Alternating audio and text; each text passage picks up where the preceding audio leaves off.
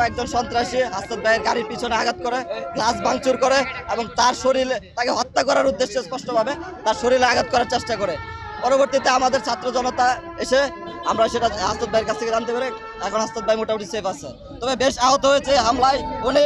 এবং আওয়ামী লীগ সন্ত্রাসীদের বিভিন্ন পেজ থেকে এটাকে প্রমোট করা হচ্ছে, এটা স্পষ্ট থেকেই বোঝা যাচ্ছে এটা আওয়ামী এবং ছাত্রলীগ সন্ত্রাসীদের স্পষ্ট হামলা।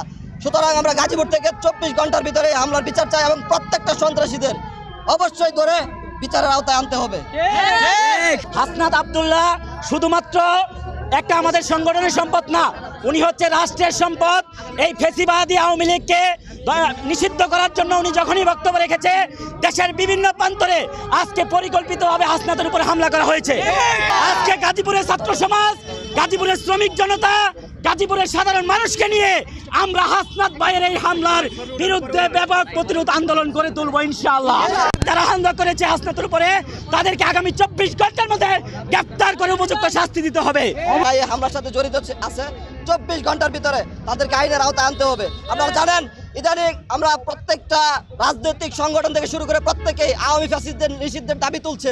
তো সেই সময় আওয়ামী ফ্যাসিস্টদের বিভিন্ন পেজ থেকে এই হামলাকে প্রমাণ করে যে তারাই এই হামলা নেপথ্যে ছিল।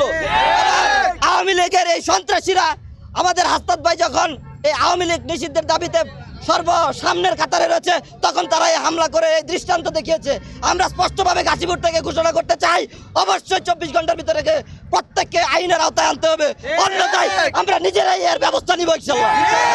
যারা ছিল হামলা করেছে অবশ্যই এটা একটা পরিকল্পিত হামলা বলে মনে হয়েছে, কারণ তিনি তার গাড়ির পিছনে ভেঙে ওরা শান্ত হয়নি, তাকে বিভিন্নভাবে গায়ে হামলা করার চেষ্টা করেছে এবং বেশ কয়েক জায়গায় উনি আঘাতপ্রাপ্ত হয়েছেন। এখন প্রাথমিক চিকিৎসা শেষে আমরা ওনাকে ঢাকার দিকে পাঠিয়েছি, এখন উনি সেফ আছে।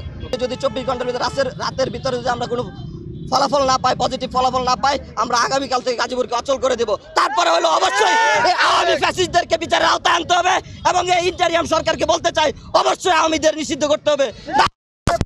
টার্গেট করেছে, অন্যদিন আরেকজনকে টার্গেট করবে।